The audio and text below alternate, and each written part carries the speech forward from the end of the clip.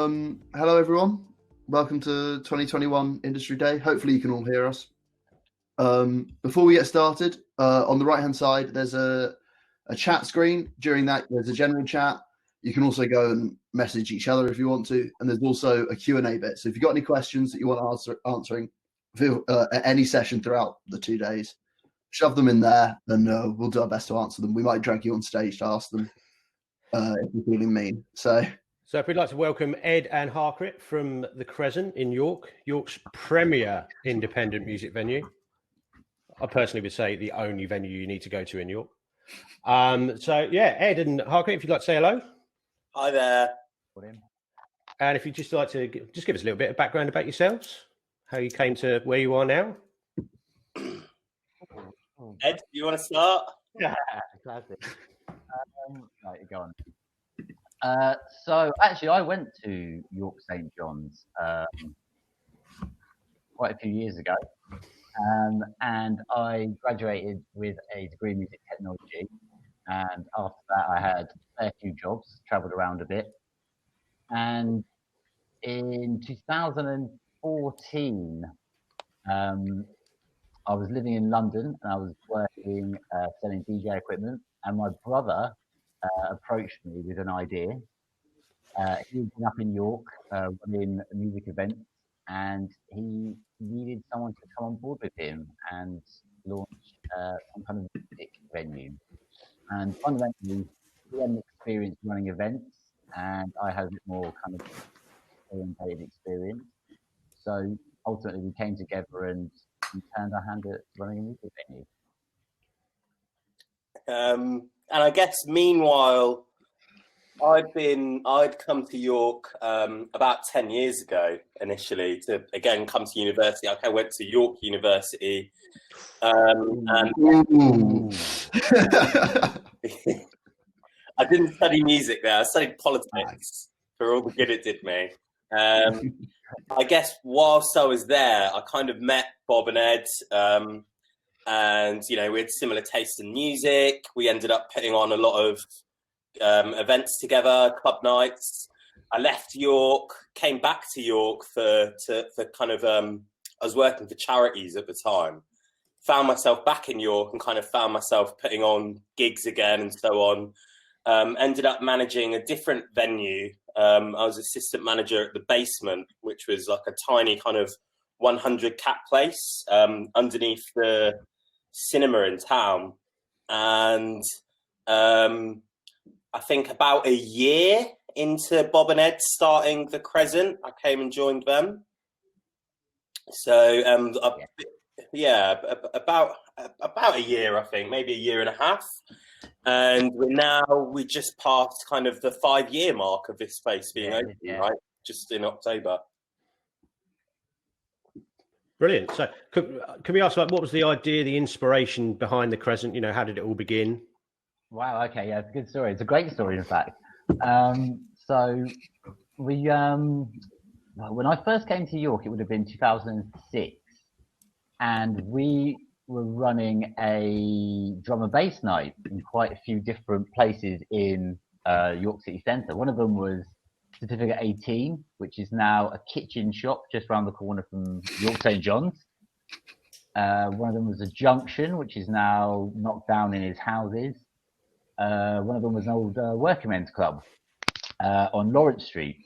And once we found out about these working men's clubs, these huge old buildings that used to host kind of, events and, discos and all this kind of thing, we found out there was this whole kind of, empty buildings that we could just go into and run events. So the first place we ever did was the Lawrence Street one, and that was a huge 3-story Victorian building. And we put on drum and bass nights, hip hop nights, all sorts of kind of random things in this old bar. And there was like an old bloke and 2 old ladies behind the bar. We'd never seen this many people. Hadn't had students in forever. And that was much more for the York University crowd because it was that side of town. And then after that kind of closed down and they moved next door to a smaller venue because these kind of old working men's clubs were dying, it was kind of just bouncing around between venues, and it kind of became a bit of a necessity to find a home for these events. And I'm trying to think, there was Mansion on Micklegate was somewhere that we went to for quite a long time, and they hosted us. But for want of a better way of putting it, the business arrangement wasn't quite right there. So if you wanted to host the night, they basically said that you can have 200 people, but if it's more than 200 people, it's going to cost you more money. And the idea was, well, the more people come in, the more money you get. So don't charge us more. So we kind of thought, well, that's a bad deal. So we ended up going back to the working men's clubs, because they say, give us the money, we'll put people behind the bar, and you just put on a night. And eventually, it ended up being a lot of nights being held at the Crescent. And then it got to a point where the Crescent was going to shut down and close, because fundamentally, all these working men's clubs just don't have the money to survive. We saw it with the previous place we went to. We've seen it countless times across York and the north. It's just a kind of dying industry. And what eventually happened is, because the nights are being hosted here, and because they were one of the only things generating income, my brother just approached the guy and was like, look, I've been looking to put a plan together to put a music venue in York. And initially it was going to be in the centre of York. But the people of the committee who owned the Working Men's Club, they were quite happy to sell the entire premises to us instead of selling it to a housing developer, with a caveat that we would be allowing them to return to the Working Men's Club and use the space for what they previously used it for. But they didn't have the ownership that they previously did. They didn't have any of the debts or responsibility that they previously did, but they still had the space. And of course, that was fine by us. I mean, they've kept the place going for over 100 years. So the idea of them allowing us to take the space and carry on using it and enhance it, whilst allowing them to continue using it as a community space, is absolutely fine. Like, absolutely not a problem. So once, we found this amazing space and found people who were willing to kind of work with us, it was just a natural progression that when it came to be for sale, we just kind of took it on. Like, originally we were going to do it, which is actually now a housing development as well, funny enough, just on, well, it's not Spurgate, where is it? Stonebow? Yeah. Which is where the old Fibbers and Duchess was. Next door to that, underneath that, there was a bookmakers and a cafe. And that had a huge space underneath it. And initially we were going to go for that city centre location, historically next to other music venues in York. And then it just seemed too good to be true, so we didn't take the risk. And ultimately, 6 months down the line, a year down the line, it got sold for housing, and we would have had to have moved out, and we would have never had the 5 years. We would have just died in the water, really. So this transition between running events and hunting for an ideal place, and then finding a place, and then going on to own the place, it was just a natural progression. Yeah. And it was a really kind of amazing thing to have the people who used to use the space. I mean, they would have made money. They would have made more money selling it to housing developers than they would have made selling to us, hands down. They would have probably doubled their money.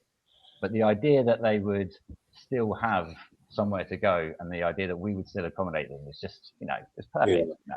And I think that's one of those things that if both parties benefited from it, then there was no reason that we shouldn't do it. Simply. Yeah. And one thing I think that's particularly interesting about that story is the fact that is two things, really. One is like what was happening in York at the time.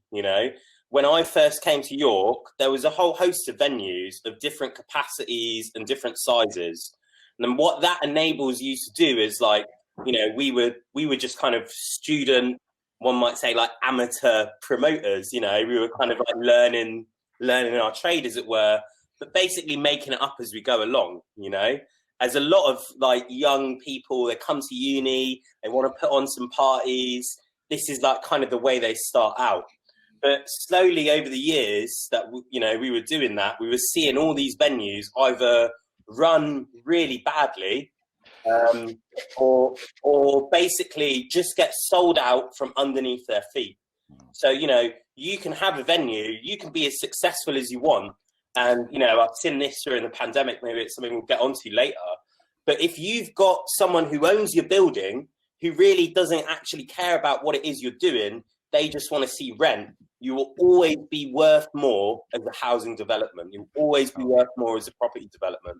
So one thing that's key to, I think, success of the Crescent is that Bob and Ed had the foresight, really, or it was on, it was what was on the table to actually own this building, so that you don't, when some mystery virus comes over and hits our shores, then you haven't got a landlord who's wanting to sell out from underneath you. And I think 95% of the venues in this country are unfortunately in that situation where, they don't own the spaces that they're operating in. And that's really the only way you can actually guarantee long-term security. And we kind of saw that happen time and time again in York, And so, an example, actually. Yeah. So when we went to open the Crescent, like Harkirit was saying, we were, let's say, amateur promoters, but we would host an event in any pub, random pub that would have us, and we would put in a budget. Let's say it was about £1,000, give or take, and we would make more money, and we'd make money for the bar, and then that money would just go into the hands of the pub who owned it, right?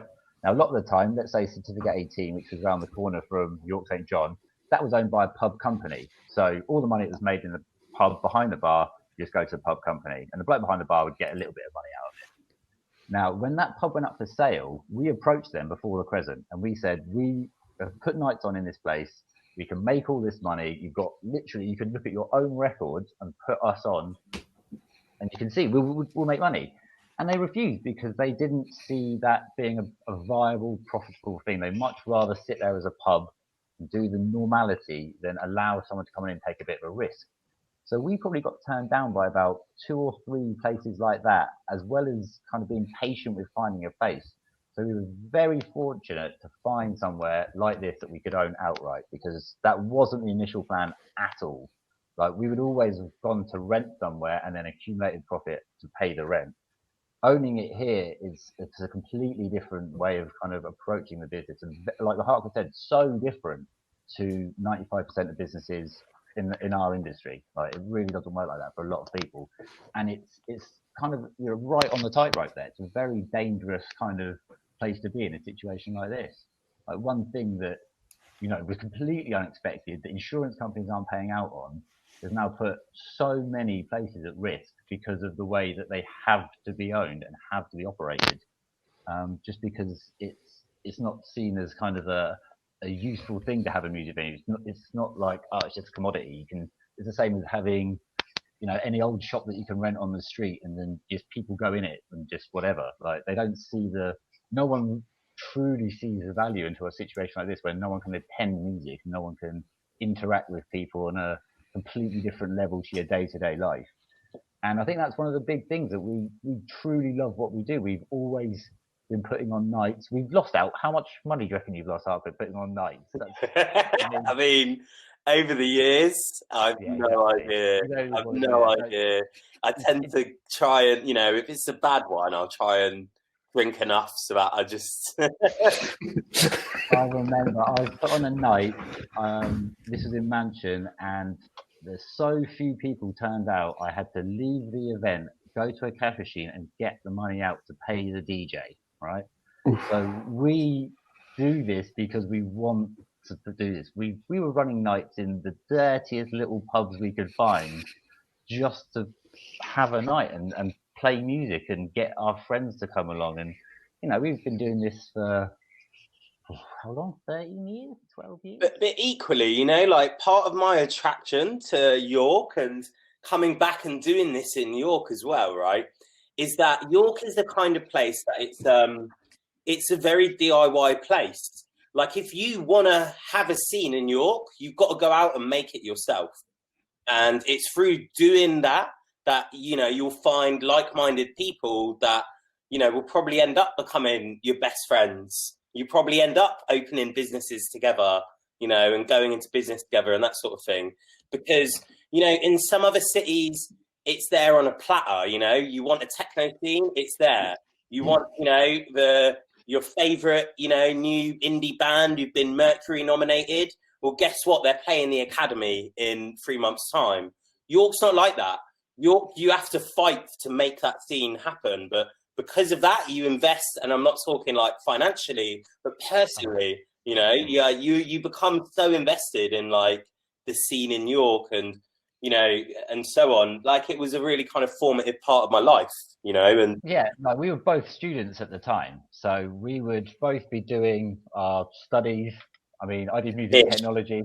Yeah, I did music technology, so I was quite lucky that I could do a lot of it at home as well as a bit at a uni. Harkirit doing politics, which is obviously a very in-depth subject. So loads study very hard.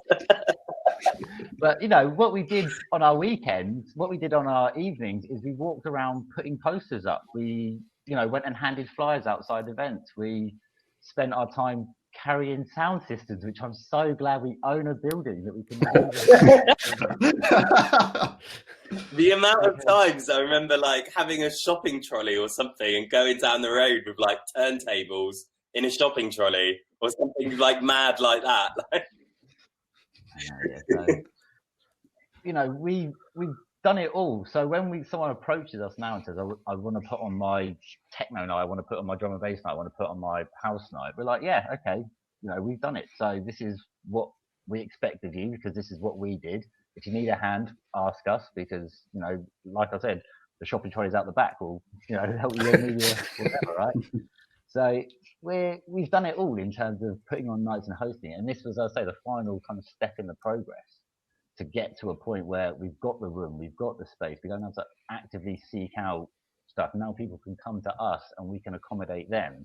And like Harkirit said, some of the business practices we'd seen before, we knew that just wasn't right. And we knew that leave it to us and we could just go, yeah, well, easy, right?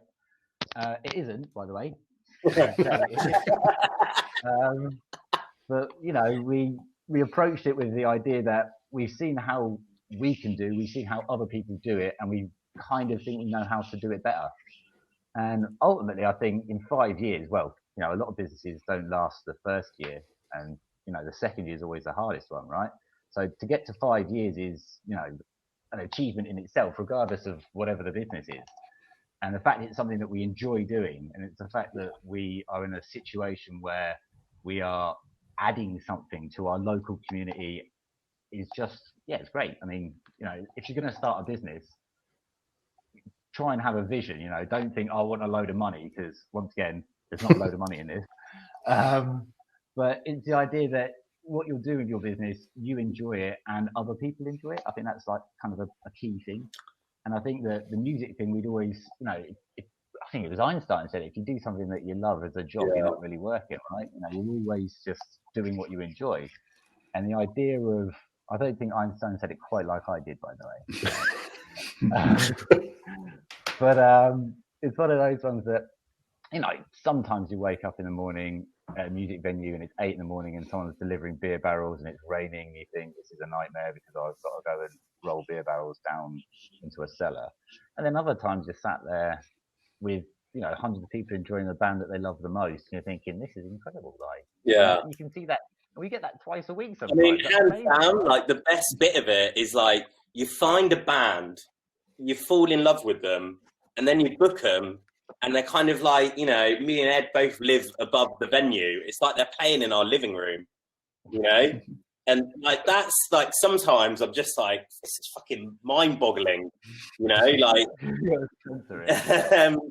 I'm like, wow, you know, like this is, and it's to have those opportunities like that I would have probably, when I was like 15, 16, like dreamed of, never thought that I'd be able to like, just, you know, book my favorite band to play in my venue that I live above. You know, it's, you know, that is, it just more than makes up for the moments where you're having to deal with drunk people or, you know, roll beer barrels at 8 in the morning or whatever it is. I think it kind of, you know, or just generally being a tough industry to kind of work in, you know, as well. It can be quite cutthroat sometimes. But, you know, that those moments are like what makes up for it, like hands down. And to think that, you know, like a lot of these bands, a lot of these artists would not come to a place like York if we weren't doing what we were doing, you know, and there's 2 reasons for that. One is that other venues are just, we're shutting down, you know, there's space to put them on. But it's like York, if you're an agent York is not the first city you think of when you want to book in the the next up and coming band who you want to be on the cover of Enemy or whatever it is. You want to be hitting up what was called like the A markets, the primary markets. So, you book a tour, you look at like London, Bristol, Manchester, Leeds, maybe Newcastle, maybe Edinburgh if you go that far north, and then it's to get those bands when, you see, they're playing the Crescent in York, as well as, such and such venue in Bristol, such and such venue in Manchester.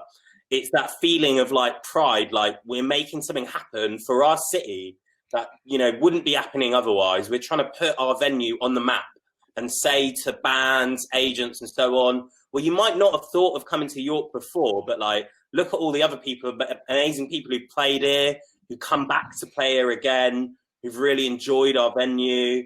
We've got a market for this. Like we can put people in a room to see you, and that's, I think, the challenge, I think, sometimes with it. But that, in a way, because it's challenging, it also makes it more worth it as well. Well, I mean, it's kind of naturally... Sorry, Ed, go on. I was going to say, Harkirit nailed it when he was talking about seeing his favourite band or whatever, like, hear a band, discover a band. I mean, we've all been there. We've all found a piece of music and go, wow, where's that from? That's amazing.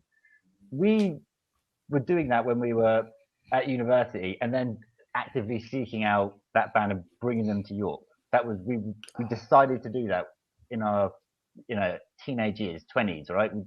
Because that's how much we love music. I remember writing a list of all the, DJs we wanted to book for our event. We've pretty much completed that list now. We've had every single person, plus people we've never even expected to come and DJ. Steve Davis, the snooker player, came and DJed. Mind-blowing. Absolutely mind-blowing.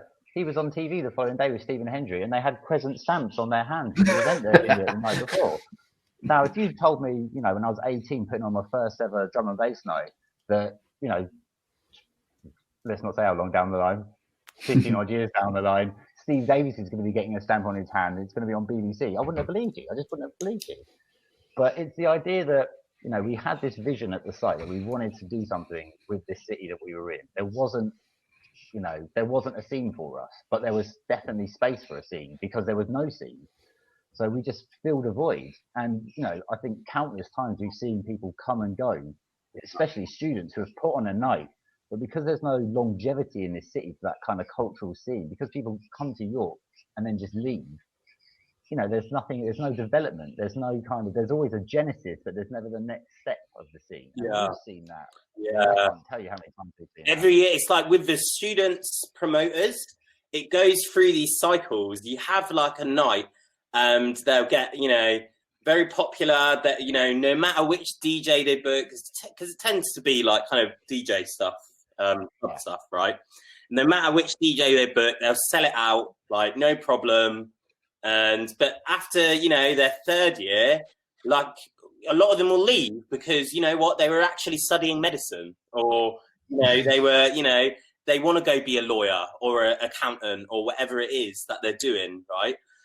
Or they want to move to Leeds because there's, a bigger scene there and they'll get more opportunities as a DJ or whatever, But then, that night someone who's a second year might take it over but slowly it'll peter out. But then someone new will come along and it goes through these waves. Whereas I think what me and Ed and Bob did was we stayed, and tried to create something really lasting with a venue, and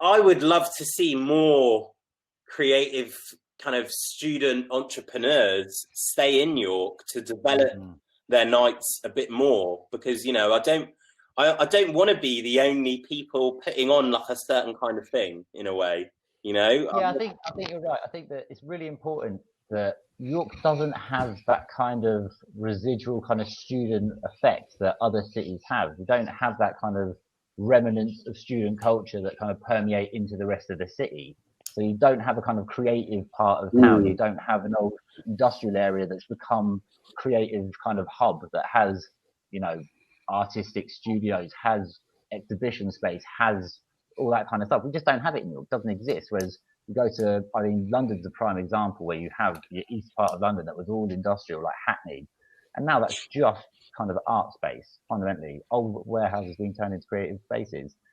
It doesn't really exist here. And like Harkirit was saying, people leave the city. They go to somewhere that has that space, that has that kind of appeal. And, you know, it takes dedication, but the reward is that in York, you will be, you know, you can make the scene what you want because it exists, because you make it. So it's up to you how much you want to commit to. If you really, like, we've got people who come to the Crescent who have been running nights for years and they've gravitated towards putting their night on here because they know that we'll support them. Some places, if you didn't get X amount of people, they weren't going to have you back next month. And how can you start an event and get it running and becoming successful if you're just going to get knocked back anytime you have one unsuccessful event? No, you can't be successful every time. It's impossible. If you are successful every time, that's incredible. But realistically, I think like another aspect of it is that when we were younger and, you know, putting on nights and so on, that we weren't particularly trying to focus on like a specific market. Like sometimes there's nights and you just think like this is going to be entirely filled with University of York students or entirely filled with York St John's students. I remember there was a night that was organised by locals called Freakin'. And one of the amazing things about that was, you know, I went along as a student, but I didn't feel like I was just being surrounded by other students who are exactly the same age as me. You know, there were people there who were like 40, 50, you know, had been around since, you know, the days of rave in the late 80s, early 90s, and, you know, been raving in York since then. There were students my age from University of York, there were people from York St John. What I liked about it was that these nights were like the melting pot where people mixed together a lot more. And that made them more sustainable as well. Whereas if your night is basically, you know, the music's actually a secondary thing, really this is about, you know, the cool people from the acting course or the drama course having a bit of a social and, you know, spending more time in the, you know, in the smoking area than dancing, then like, you know, there's like you can really instantly, it's like, it's fun, you know, now especially where, you know, we're working when these nights are happening, you know, like we're managing the bar or managing the door or whatever, managing the stage, and you're kind of like looking at things with a bit more of a bird's eye view. You can tell straight away which ones are, you know, the nights that people are there because it looks cool to be there, and people are there because they're like really into music, you know, like there's just a different vibe about the place, a different energy, you know. Well, I mean, could I just move it along a little bit? But we've kind of touched on it already. In terms of York's music scene and nightlife scene, obviously you've been going for 5 years now, but you've obviously lived in York a lot longer. How have you seen the music scene in York change over, like, you know, the last 5 years? I'd say that the primary issue is to do with property development, and it's really part of a wider story of what's been happening to York over the past 10 years. You know, so you've got to like look at, you know, venues shutting down in York, but as part of a story of, you know, York having some of the highest rising house prices outside of London, you know, certainly in the north. And then what's really happening is, like I kind of touched on earlier, you know, places that weren't really being owned by the people who are putting on the gigs in them, just essentially getting sold to developers. And that's, I think, been the major struggle, because once a band, you know, successfully books in a tour that didn't include York, well, they're like, well, do we really have to come back to York? Are we really missing that market? And so on. There's another aspect to it, which is like if you have a really successful band who are in York. So there's a band called the Howl and the Hum. They were, you know, we're really close with them, and I think we're really kind of honoured to take a part in a career of a band who are now signed, had a really successful debut album, probably going to go quite far, right? But as a band, you need a variety of venues to play in. You can't just instantly be opening and playing in, York Barbican to 2,000 people or whatever.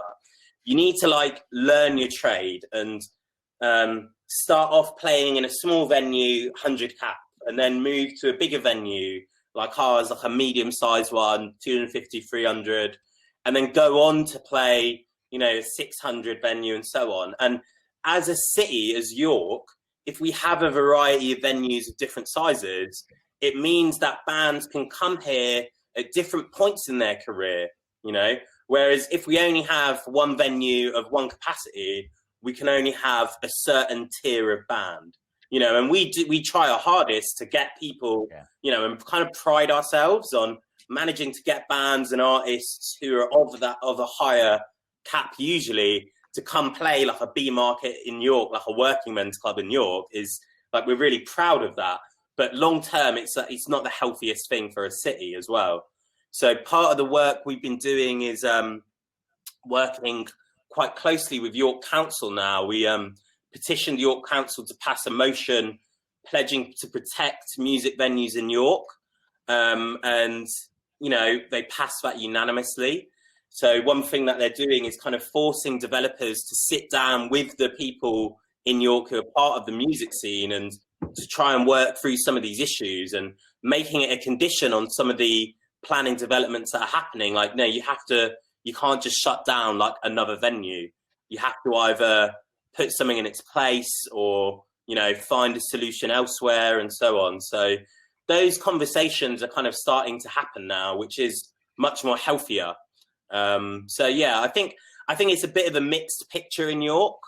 Whilst we've got those issues, I think that now that the scene is working together a bit more to kind of stand up to developers and work together with the council to say, look, we're just as culturally important to tourism, the city of York, as the museum or the Minster, or, we're probably bringing just as much revenue in as one of these galleries or major attractions that normally you'd really consider part of your tourism offer. Why aren't we part of that as well? And that's kind of opened a lot of doors locally with the council and kind of other stakeholders. So it's been an interesting couple of years as we've kind of sought to take a wider role within the community as well. So have you found you've had much support from the community with the Crescent? Have they been quite, just supportive in the way because a lot of venues, especially with the neighbours as such, directly around the venue, you find you get complaints and things. Have you had that at all, or? It's a funny one. It's a good question. It's a very good question. So there's a long answer and a short answer. So the short answer is, yeah, everyone loves us, but, and the long answer is, no, there's no problems, but we've done something else. No, so basically, when we first came here, our next door neighbour on one side was a nursery, and that fit perfectly with what we were doing. Children would turn up at 8 in the morning. We'd still be in bed unless it was a beer delivery or whatever, right? All the children would go by 4 or 5 p.m. and we would then start doing what we normally did because we're a music venue. We don't really have much music going on at 5 o'clock, pre-5 o'clock, sorry. And on the other side of us was a big old warehouse that was storing beer barrels. So they started early, they finished early, but whatever, it was just an industrial kind of building. They just did their thing. So ultimately for us, we had 2 neighbours either side of us who just didn't impact on us whatsoever. Not a problem, because we fit in perfectly with their business models, they fit in perfectly with ours. It was completely just the ideal situation. Now, fast forward a couple of years, the nursery shut down and got sold to someone else. That person then applied to turn it into housing. Meanwhile, on the other side, we'd been approached by the people who had bought that industrial site, and they asked us initially if they could buy the back of the Crescent, which we obviously said no, that's a ridiculous idea. That's our concert hall, that's on all our music. So then they floated the idea of putting a hotel above the concert hall, floating it from their site next door and then above. And we said, I don't think you understand how music and sound works. If you want, I'll play a drum kit underneath your bedroom in your house and you'll understand why you can't do that. Can I just come in there just to mention, right, that one thing that is interesting, kind of gives you an idea of it. This is the same property developer that bought out Fibbers and shut down Fibbers. The same one who bought out Falcon Cap, which was another venue that, had a little room that occasionally, and again, that's the kind of place that people would start out putting things on there. It's like a tiny 80-capacity room. So, and they wanted to buy this building. They wanted to put us out of business. They would have offered a lot of money. I don't think Ed would have ever had to work again.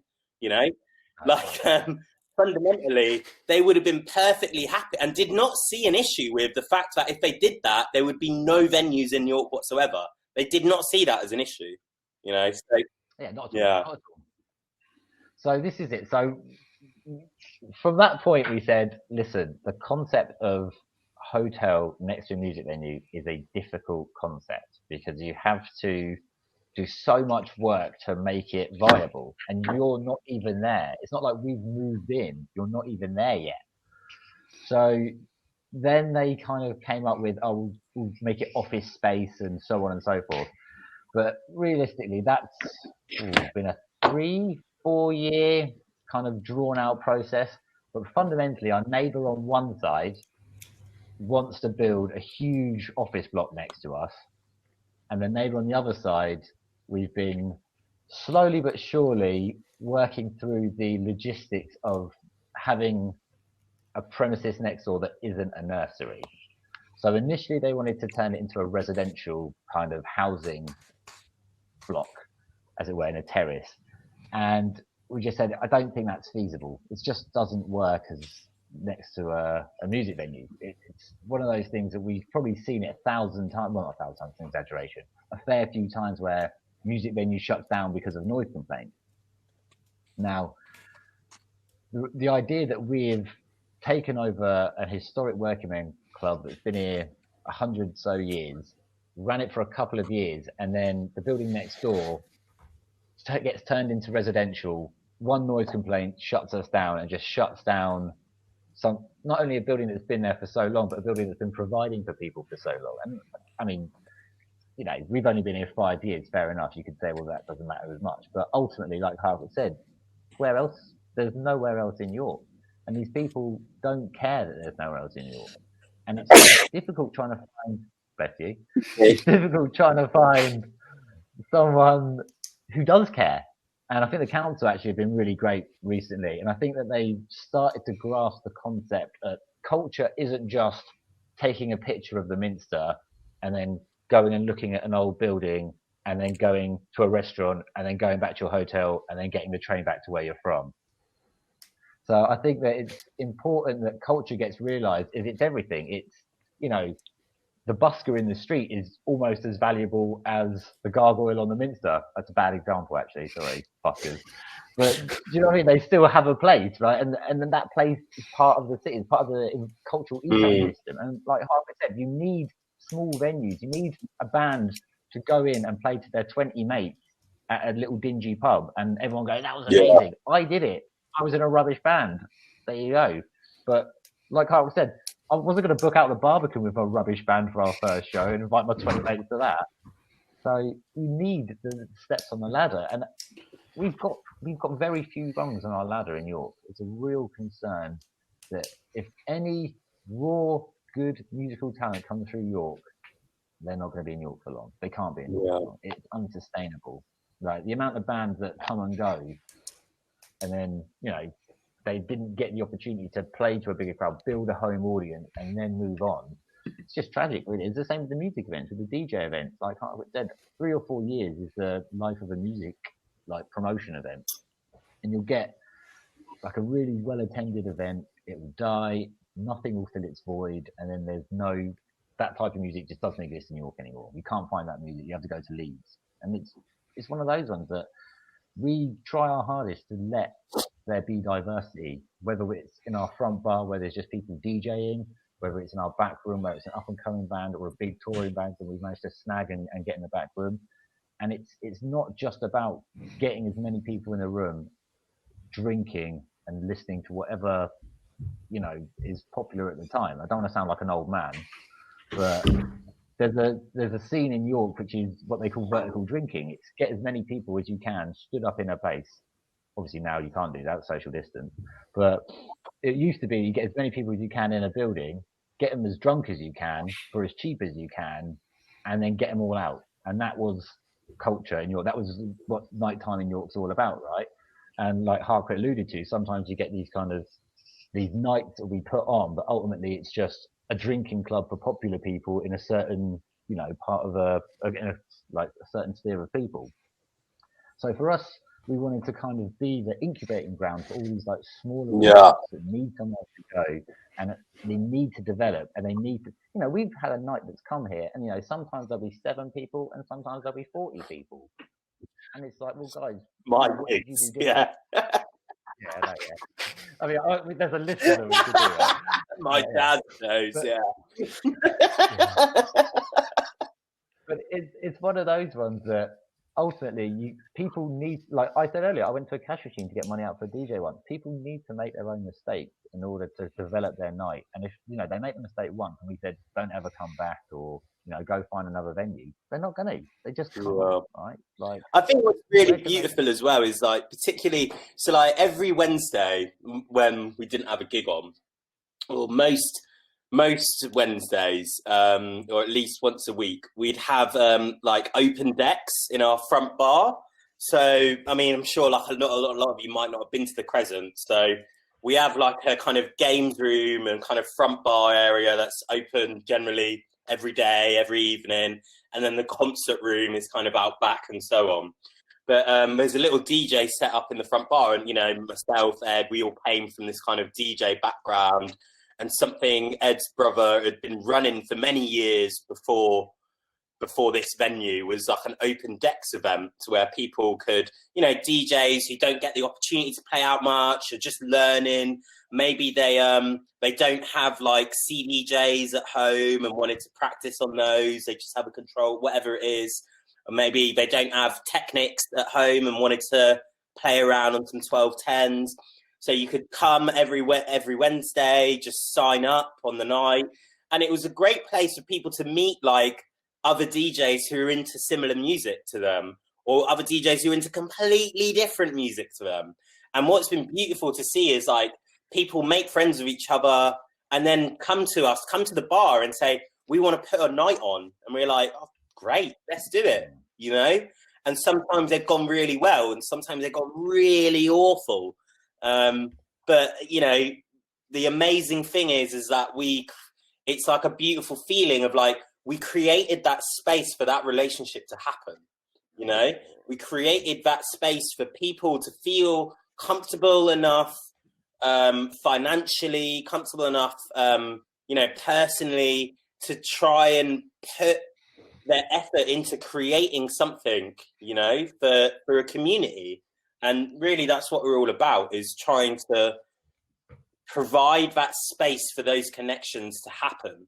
You know, like a lot of it isn't about what we book ourselves, although like, you know, I think we're really proud of what we kind of internally have managed to achieve in terms of like our bookings here. But like, I think the really beautiful moments have often come from where you're like, oh, we've created this environment for this night to kind of flourish. And, you know, even if what they're playing is, personally, I think it's atrocious. Like, I'm not that into your Rihanna Gabba remix or whatever. Like, true story. Like, yeah, fair play. You do you, man. You know, like, go for it. You know. But yeah, I think it's quite important. Like what Harkirit's saying is, you know, there's no Tinder for DJs. You can't find people who are into the same music as you when you're a DJ. So it's quite, you have to go to nights to discover it. And if you don't know there's any nights on, you're gonna. It's true though. Great right? bit. It's a great business idea. Yeah, 46 people watching this is going to make that. Yeah, watch Watch this space. Yeah, okay. But what I mean to say is, it's a great area. You can go into a room, and if you make your own music, you could come and play your own music to an audience, which is, you know, crazy, right? Some people, Spinder, love it. Great stuff. Amazing.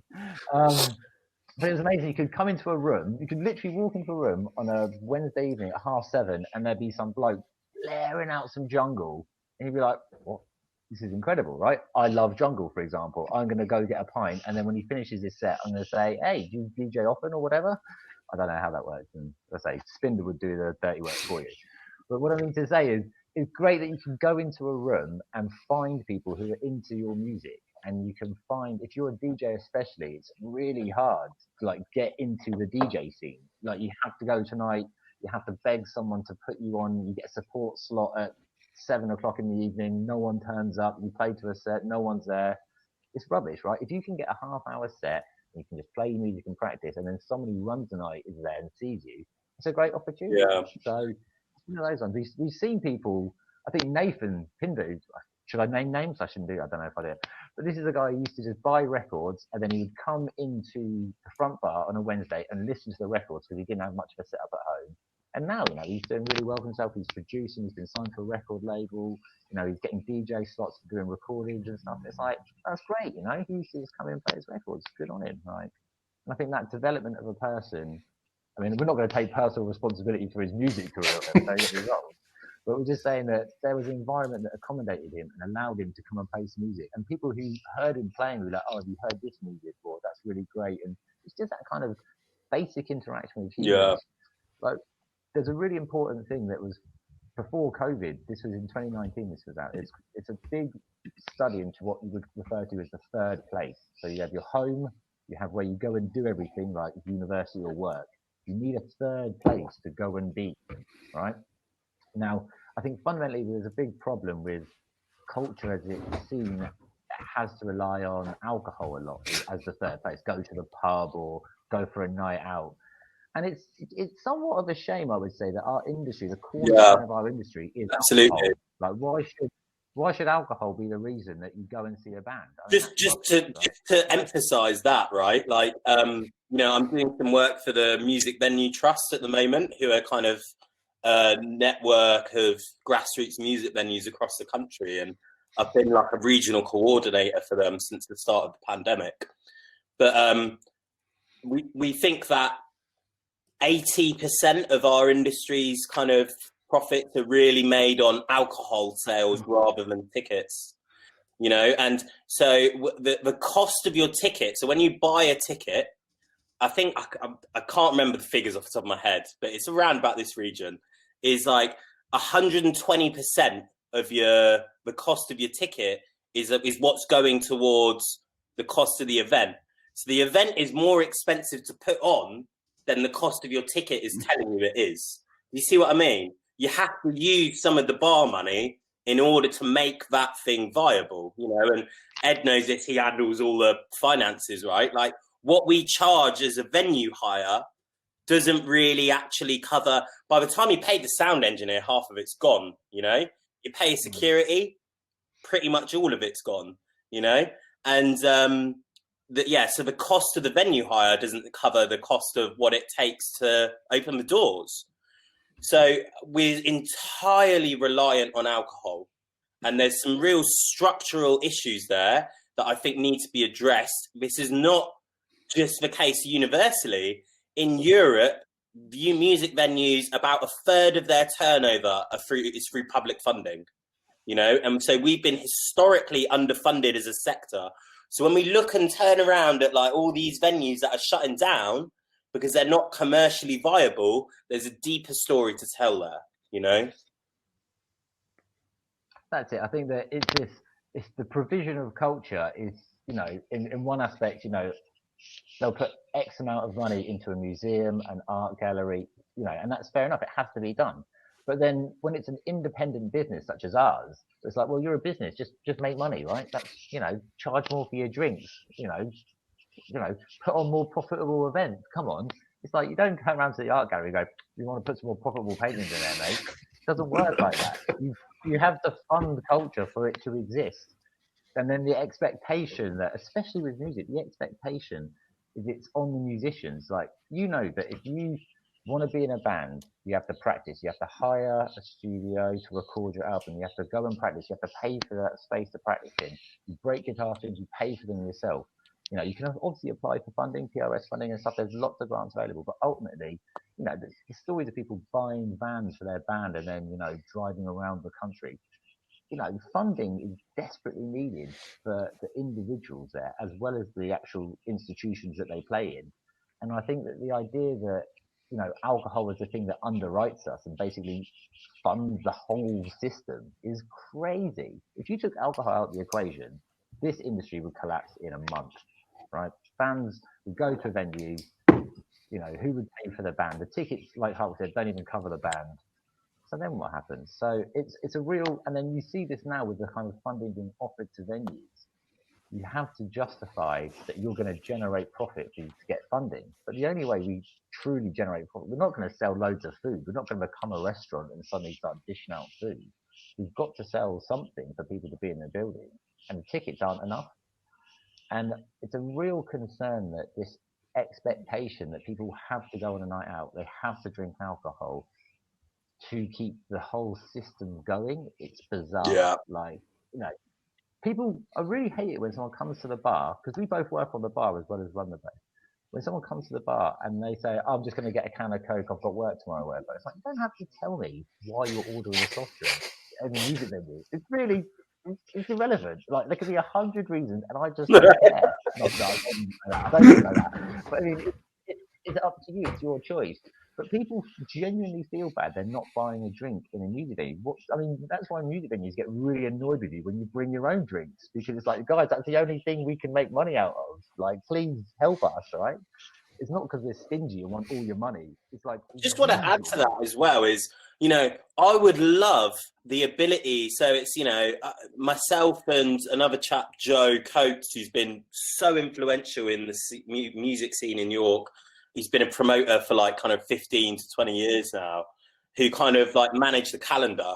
We would love it if we weren't thinking, well, we actually think this is an awful gig and an awful band, but we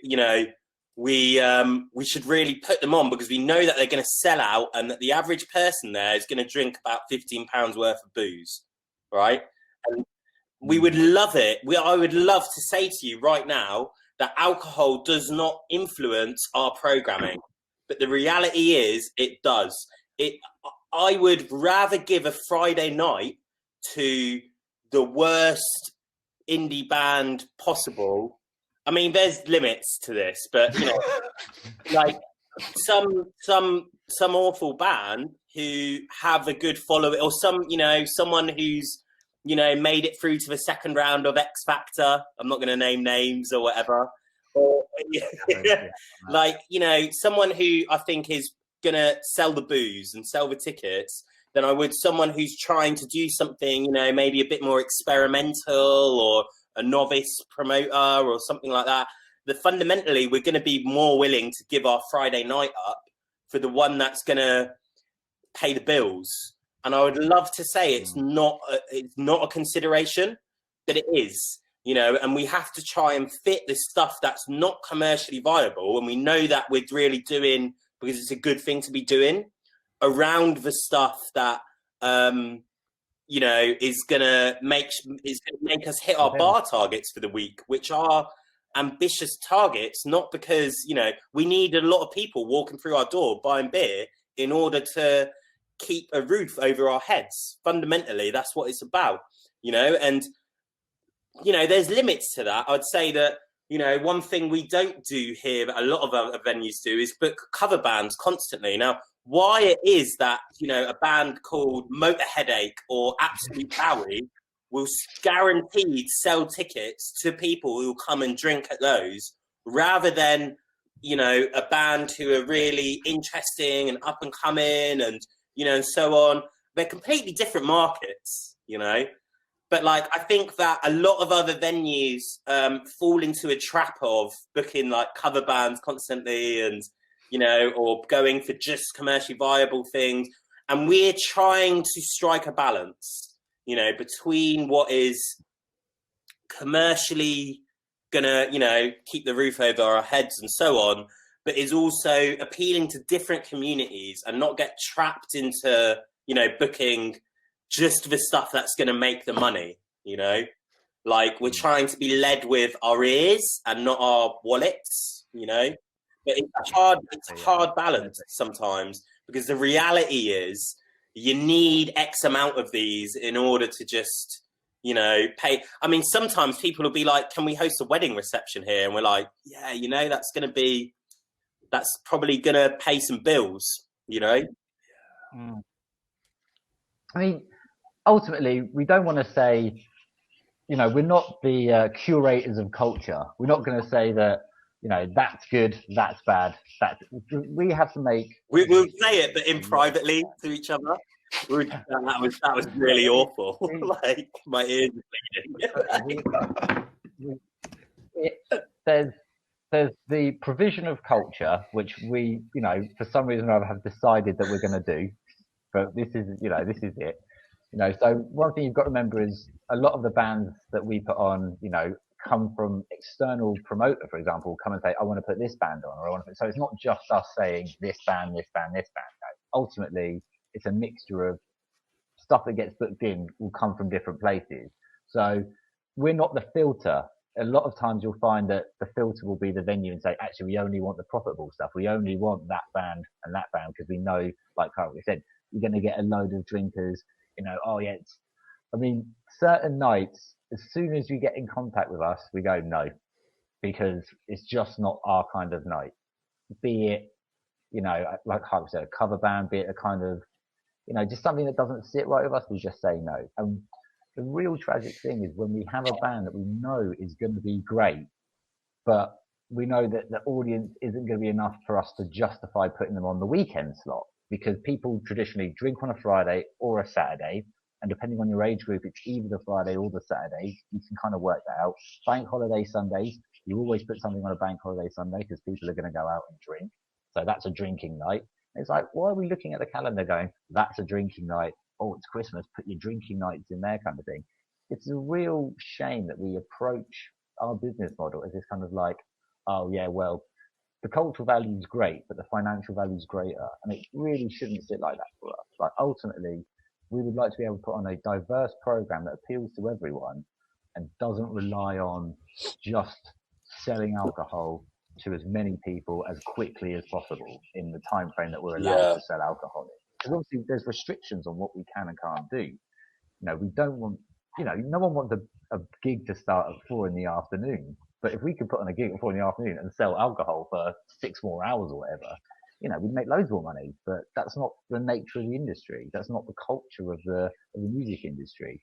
So we have to kind of go, right, so the normality is you start a show at 7, most people turn up at 8, and everyone's gone by 11 or 12. So we've got 4 hours there. We need to generate X amount of money by the end of the month to pay all our bills. What can we put in there to generate amount of money? And, you know, the decision is hard. Like, it's not a fun choice turning, you know, looking at bands going, well, that's a great band, but we're going to have to put them on a Tuesday night because it will fit in with their tour. Plus we've got that thing on the Friday that's, you know, a guaranteed earner. And kind of just shoving bands in on the Sunday or the Monday because they don't quite fit into the weekend's programming. It's just a real shame. You know, if you're a band and you want to perform, you know, you want the biggest audience, ideally, right?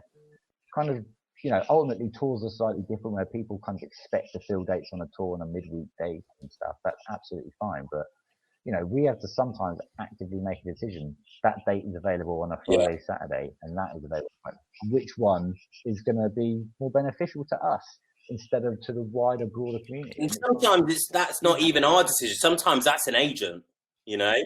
Like, it depends on the show. Like, sometimes it's an agent thinking, no, because I can get them to play 500 cap in Manchester on Friday. So I'm going to give York the Tuesday that, doesn't, they'll get what they get, but they might as well be doing a gig because they're on the road. Do you see what I mean? And, sometimes equally I've had, a band that I loved, and then suddenly I'd emailed about like 8 months before, didn't get a reply. Suddenly out of the blue, an agent goes, if I give you this band on a Friday night in York, can you announce it in the next 48 hours? Yeah, damn right I can, so it can happen both ways. And that was just a peculiarity of their tour, that they needed a Friday night to fill, so it's just about, it's trying to like use this judgment that we develop, and like making sure we're all on the same page with like where that balance is, and one thing I'd say to like anyone here who's watching is, who's like an artist or a band or someone trying to start out, maybe book their first few gigs or book their first tour, or want to like, approach us and talk to us as a promoter who wants to put something on, right, is be flexible and like recognize that you're not just going to get the Friday night that you particularly want because it's week 3 of the term and that's when it's got to be, and so on and so forth, is that the main thing is like, be flexible, demonstrate your value to the, to the venue that you're approaching. Talk in practical terms, not just about like what it is that you're wanting to put on, but like how it's going to work, and show you've done the kind of preparation to know how it fits into that venue's programming. Like I think that sometimes we get things where we're almost like I can see that artistically what you're doing is very good, but I just don't know if you know how to put on what it is that you're proposing to do, and like why it might be odd that you're asking for a particular, like if you're saying, oh, I want a Friday night and I'm going to get 50 people come to, because that's how many people are on my course, the reality is we're probably going to say no. Whereas if you ask for a night within a 2-week period, and, we'll probably be more willing to accommodate you. I'd say the number one thing that gets people turned down from venues is inflexibility, and recognizing that look, we all have to be in this industry. We all have to work together as a team, and that involves being flexible. I can't give you dates that I've already booked out for something else. I can't give you a Saturday night if really all you think you're going to get is 60 people,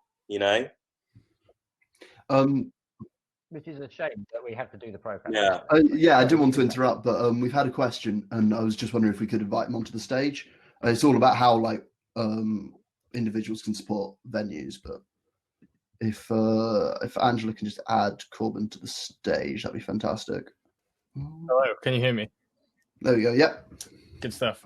No, the question was just as regards over the past year, obviously, there's been a lot of different ways that have popped up to support artists directly, what with like Patreons and live streams and everything like that, they've live stream shows. My question was basically, what ways are there out there to directly support venues at the moment, and how do you sort of feel about that going into the future when there's sort of a new normal that's being expected and everything like that?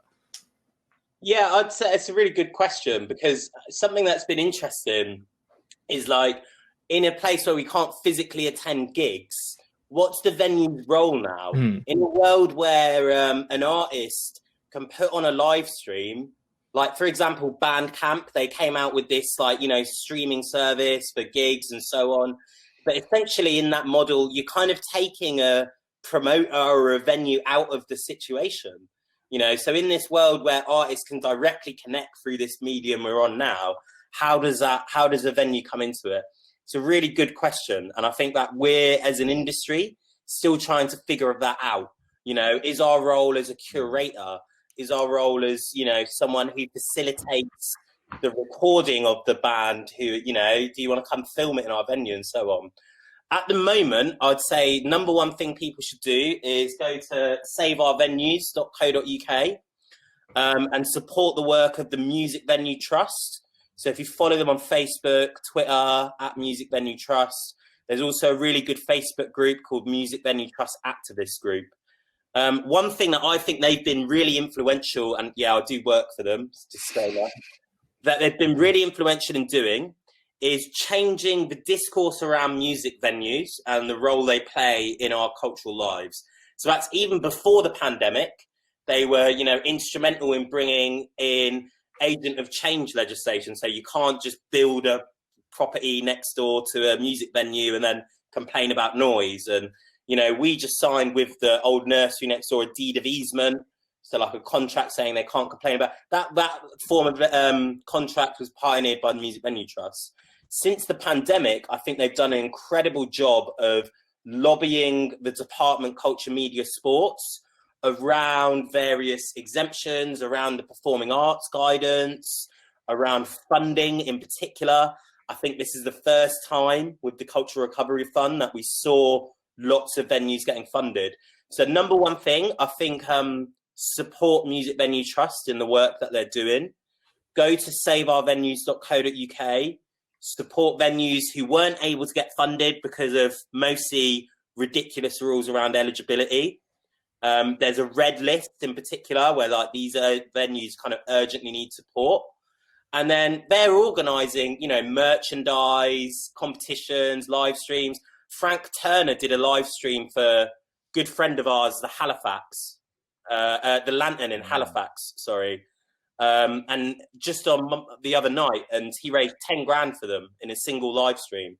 10 grand for the Lantern is, that has secured the existence of that venue for another 2-3 months, and that gives them light that, they can make it through to spring, summer, whenever we kind of figure out how we're going to reopen under the vaccine and so forth. So number one thing, saveourvenues.co.uk, support Music Venue Trust. And then, generally, there's a wider question with this new digital world about the role venues play. And we'll see. Yeah, that's it. I mean, we've got a situation where, we've got a big empty room now.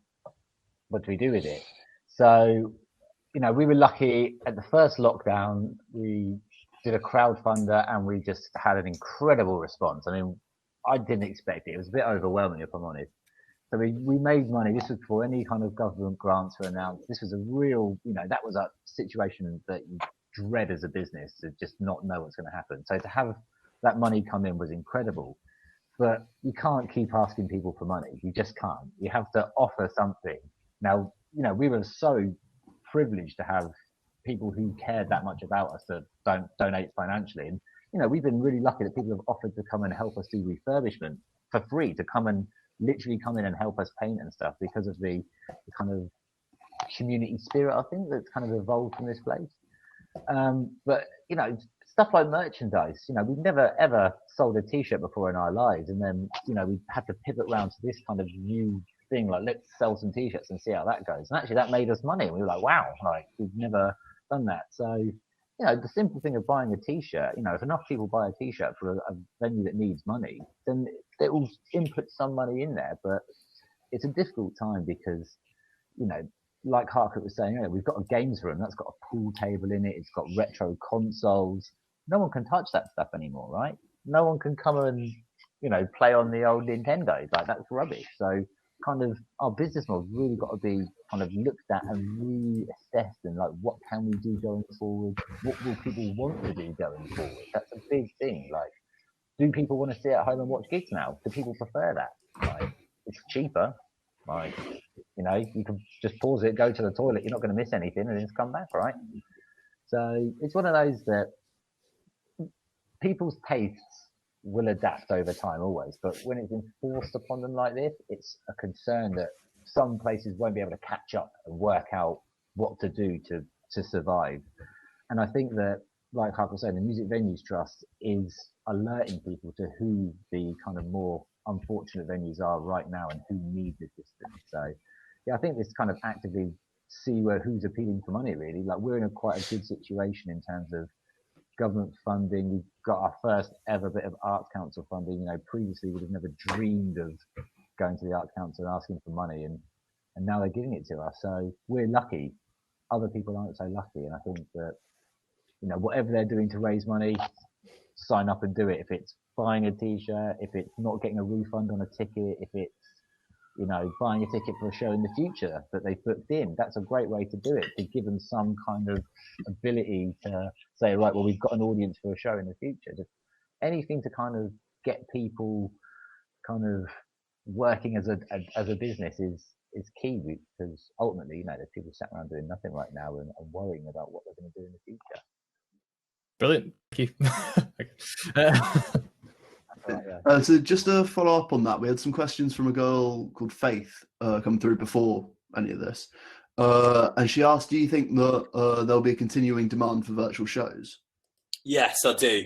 Yeah. I think that what we're seeing with the virtual shows, though, is that actually you have to be of a certain caliber of artist for it to be financially viable for you. If you're Nick Cave or Laura Marling, great. You're going to sell thousands of tickets all around the world. You're going to cover the cost of those shows. If you're a band that's very up and coming, you're relying on other curators to push you and so on, then I think the financials of it become a little bit more complex. It's something we've dipped our toe into and we're still kind of trying to figure out our relationship with. But yeah, I do think that what we might end up moving towards is hybrid gigs, especially as we look into a world where we're going to have some socially distanced stuff in between that, like now where we are in full capacity. Hybrid gigs is going to offer a lot. There's also particular scenes that I think are lending themselves to that, like the folk scene in particular, because I think the nature of the audience is like a bit older, put it kindly. Like they're not feeling as secure in terms of going out and so on. A lot of people have really enjoyed the aspect of they can watch something on their 4K 50-inch telly and not have to, get a babysitter or whatever it is, sink a bottle of wine on their sofa. Like some people are really enjoying that. I think that we are gonna move to a world where you consume content like that. And, personally, I've really enjoyed some of the things I've watched. Some of them I don't think have worked at all. Am I up for going forward? Some bands I'll watch on my computer, some bands I'll watch in real life. Yeah, probably. There's a market there. Yeah. Yeah, I'll put a good example would be something like Glastonbury on telly. If Glastonbury's on telly, you might watch it for a bit, and then when there's a band you don't like, you go, oh, I just won't watch it. Would you pay for it? Maybe. If it was your mate's band, probably not. So there's what content do people want to watch? How accessible is it? If you think of something like, if you had, say, a Netflix for gigs. Well, that's already being worked on, interestingly. Yeah. Yeah, exactly. Yeah, this is the kind of thing you would need a platform where you could go and find gigs, because ultimately a music venue offers you that. A music venue, you go to a music venue knowing that I will see a show here and I will see advertising and promotion for other shows that are similar to it. How many times have you been to a music show and at the end someone gives you a flyer with similar bands on it? That's your introduction to where to find that scene in your area. And I think that you don't get that with streaming a show. If you think about streaming a show, you have to either be following the artist on social media or have some advert thrown in your face about an artist that you like. You have to actively seek it out. You have to know that the event's taking place. And I think that's a difficult thing. If there's 100 people all putting on streaming shows at the same time, it's going to get lost. I mean, what I would say though is that the artists will be wanting to do. I mean, even before the pandemic, if I'm having a conversation with Joe, right, about I really like this band, I think we should give them a crack. The one thing I'll look for is high quality video of them playing. Whether that's in a studio doing a live session or a tiny desk or, KEXP or whatever. I'm looking for high quality video of them playing together as a band. And that will vastly influence our decision as a programmer, So certainly I think the bands will still want to be doing it moving forward, because there's a double kind of whammy factor in it for them. Like they want to do the gig, and also it's very good for them to getting more in real life gigs. I think as a venue, would we want to stream all of our shows? No, not really. Would we want to stream particular ones? Yeah, maybe. You know, I think we're still kind of exploring that relationship at the moment. It's easy to say at this point, well, this is the future. Probably just as easy to say, I think this will just be a fad and die out once we've dealt with coronavirus. The reality is probably somewhere in between those two. So yeah, there's something about the experience of a gig. But equally, you know, there's bands that I'm never going to be able to see because I don't have the time or money or to go see them in a different city. I know I'm not going to be able to book them in my living room, you know, like whatever it is. Like there's some people that you think, well, this might be my only opportunity to see them, you know, or maybe I can't go to the gig that night for, you know, not because of lockdown reasons, because I don't have enough money to travel over to Manchester and book a hotel and so on and so forth. Or, you know, and I think there's also these are making gigs accessible to people in a whole different way as well, who might not feel safe going to a gig for whatever reason, or might not, you know, might have accessibility requirements and so on. And for some people, this has been like a blessing in disguise, is suddenly all their favorite bands want to put out live streams, you know. Brilliant. Okay, we've got a couple more questions actually. Yeah. One from David Young. You may know him. Shout out David Young. You mentioned that unlike other cities, York does not have a large creative scene. Do you think organisations like Young Thugs Records and the Crescent are beginning to change this?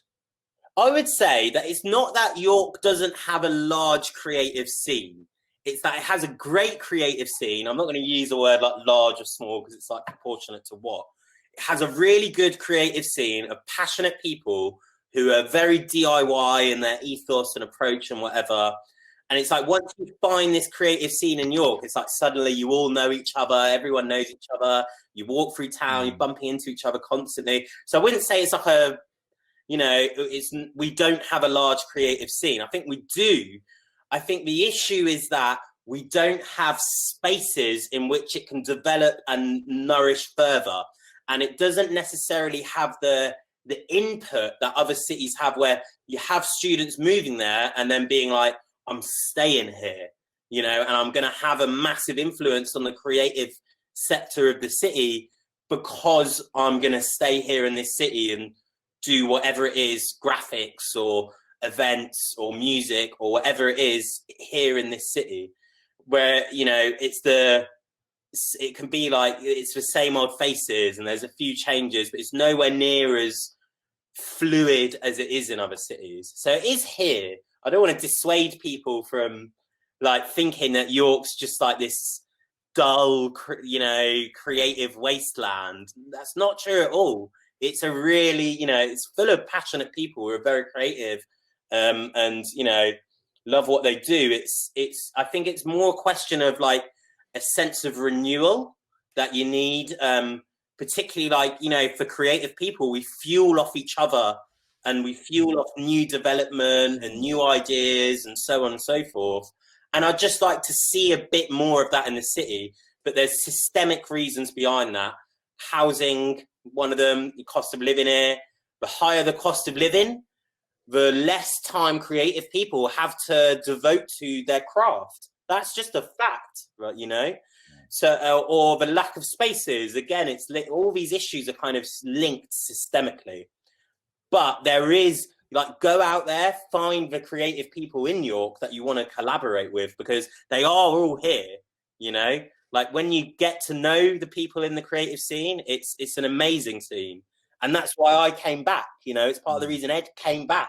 We left York. I went to London. There was a massive creative scene there, but it was almost like you just get lost there. It's hard to make your mark, you know?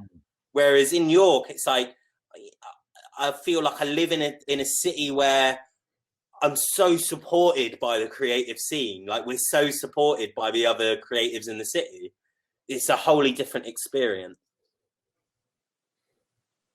Yeah, I think, the fact that Dave mentioned Young Bug Records, and actually they've gone to a working men's club and kind of done a bit of a renovation there, and kind of, I think that it's a testament to there's not enough space, like I was saying, there's no geographical location that is the hub of creativity. It'd be wonderful if you could get that kind of cross-pollination of the different kind of, bits of culture all coming together as a melting pot. That's where you get development and art. But, we're lucky that we've got a space and we can use it for art. We can have bands come and perform. We can host creative events in the back that aren't necessarily music events, which we've done before.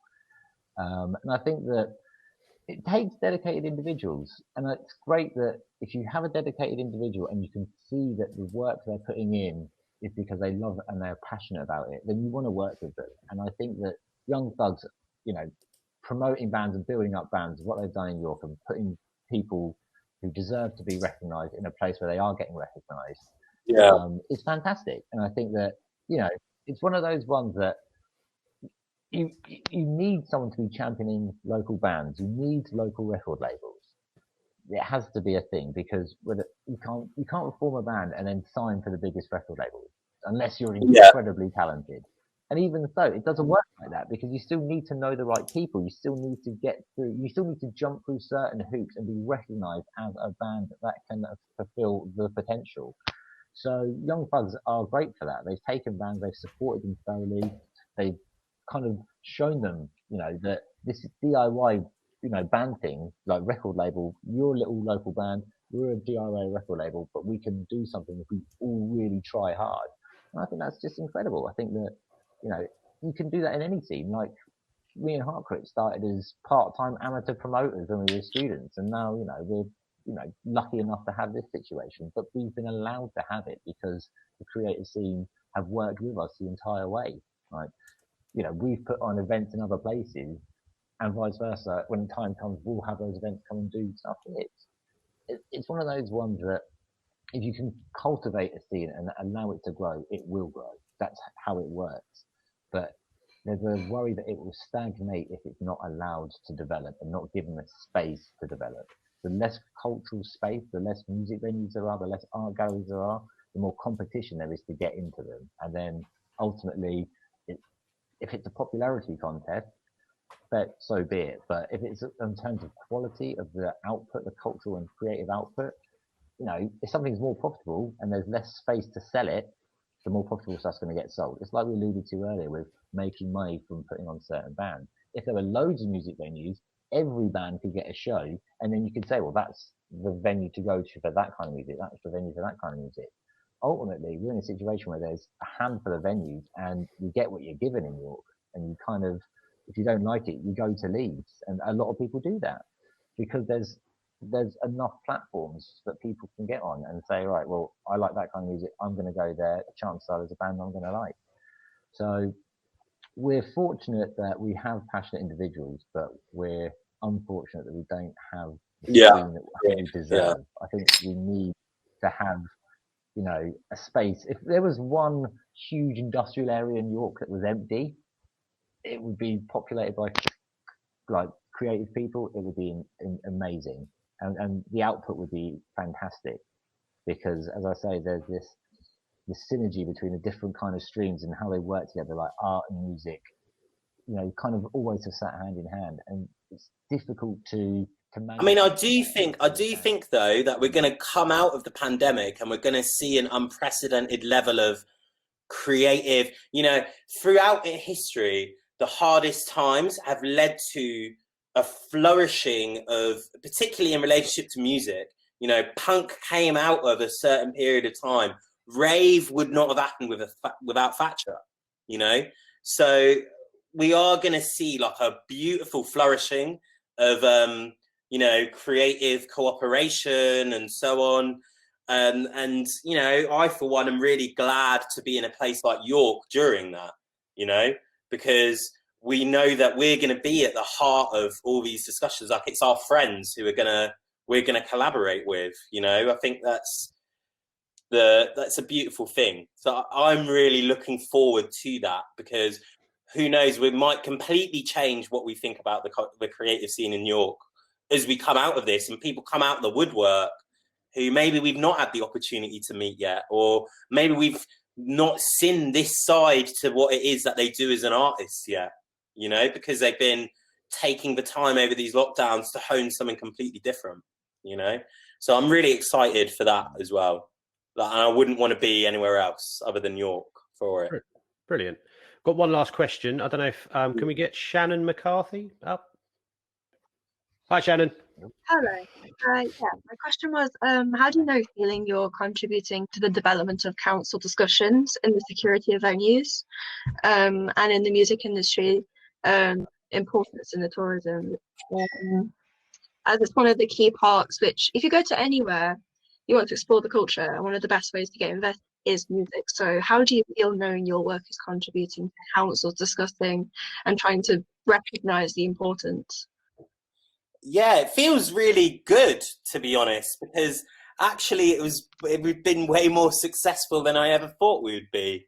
You know, like for years it felt like, as a kind of, you know, amateur student promoter, that we were just banging our head against brick walls in working with, you know, venues. And then as obviously we've then gone on to manage a venue, maybe we've realised that some of the walls weren't being put up by those venues, but were actually being put up much more structurally, like, you know, by, for example, understanding the fact that York is a cumulative impact zone, and that affects what kind of licensing a place can have if you're an establishment within the city walls versus outside of the city walls, you know, understanding how the companies that own clubs operate and, you know, wanting to how they want to see the bottom line.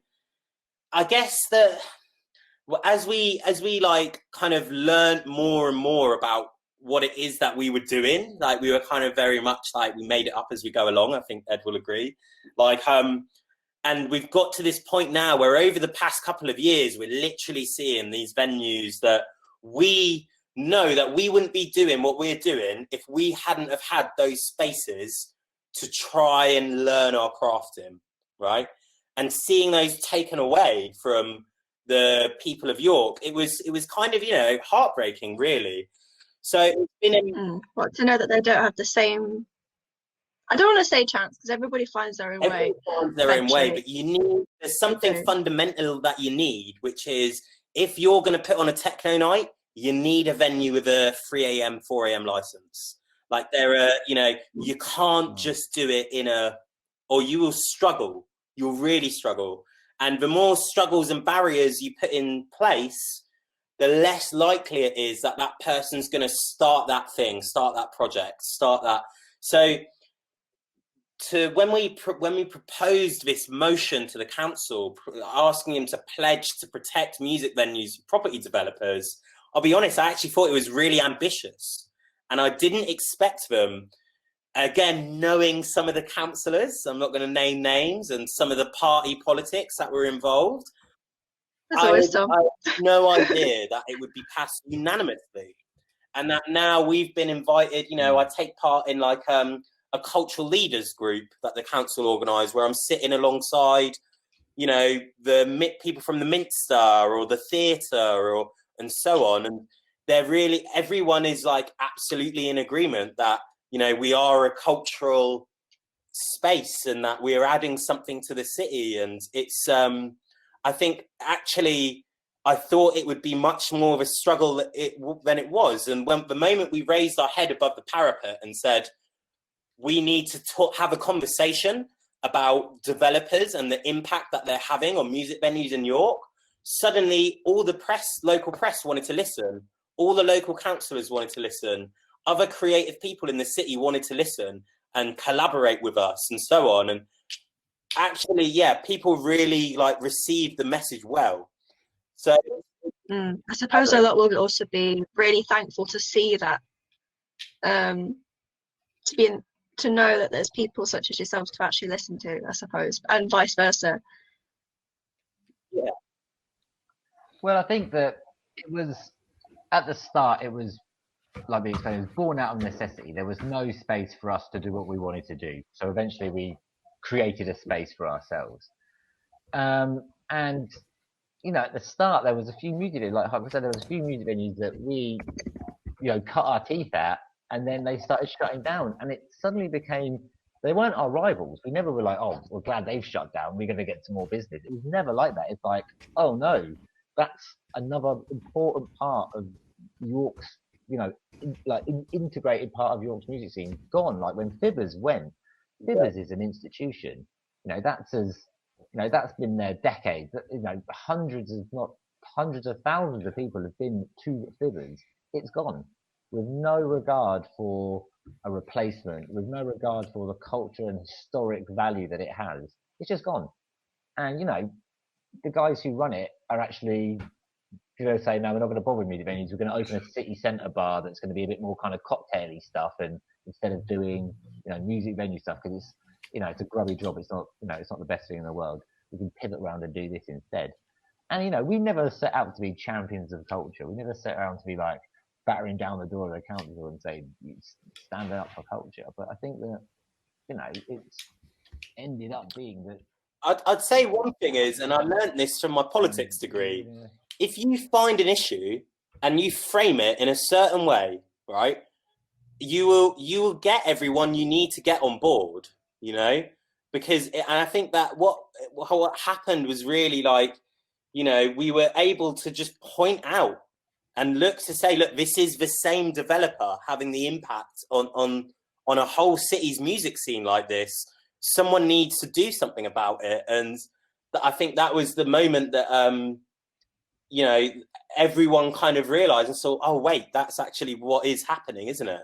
And it was like, before it seemed like this thing that everyone was just resigned to the fact that it was going to happen, and that the most opposition you get for it was like the comments on a Facebook thread in the York Press article. Whereas, we were like, no, actually there are, ways of, as citizens of York, exerting authority and power over this process. And I think it's just a testament to the fact that you can't just be a creative person working in isolation. You've got to collaborate with people around you and act in what you believe is not just the best interest for you, your business, your creative practice, but like for the community around you as well. And that way, all those things that you want to work on, your business, your creative practice and so on, if you can grow the community around you, you'll grow those things as well. So, brilliant. Cheers for that question, Shannon. Okay, that brings us to the end, actually. We are going to leave the virtual stage as such, but Ed and Harkirit are going to be around till about 1-ish, if anyone has any questions for them. Also, look out for a link to the next session, which will be posted within the next half hour or so. If we'd all just like to give a virtual round of applause to Ed and Harkirit for answering all those questions. Cheers for that, guys. Cheers, guys. Thanks a lot.